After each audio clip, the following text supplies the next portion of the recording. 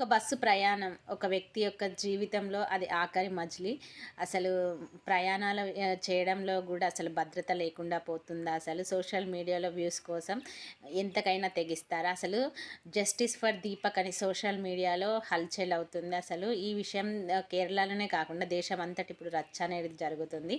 అసలు దీపక్ చనిపోవడానికి కారణం ఏంది? అసలు అతని కారణం వెనుక ఉన్న వాళ్ళు ఎవరో ఇప్పుడు మనం తెలుసుకుందాం.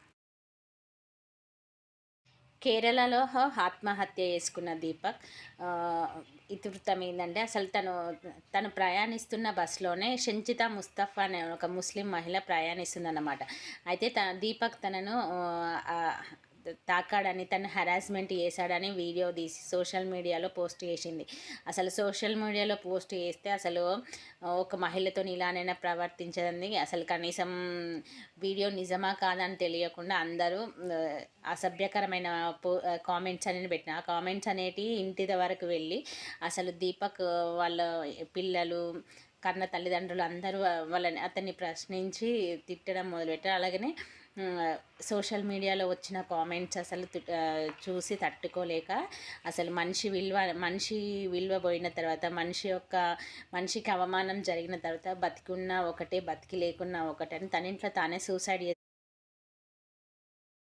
దీపక్ సూసైడ్ తర్వాత షంచితా ముస్తఫా ఏం చెప్పిందంటే అతను మెంటల్‌గా అదే చాలా వీక్, అసలు ఆయనకు మానసికంగా బాలేదు. అందుకే సూసైడ్ చేసి చనిపోయిండు కావచ్చు. ఇతని హత్యకి నాకు ఎలాంటి సంబంధం లేదని చెప్పి తను సోషల్ మీడియాలో స్టేట్మెంట్ ఇచ్చిందనమాట.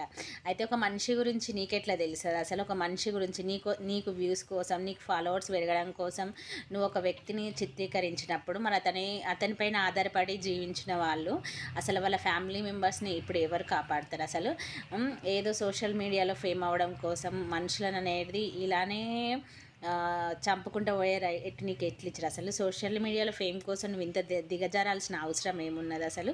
అసలు జస్టిస్ ఫర్ దీపక్ అని సోషల్ మీడియాలో హల్చల్ అవుతుంది. అసలు స్త్రీలకైనా మహిళా కమిషన్ మరి పురుషులకు లేదా అని కూడా దేశవ్యాప్తంగా రచ్చ అనేది జరుగుతుంది.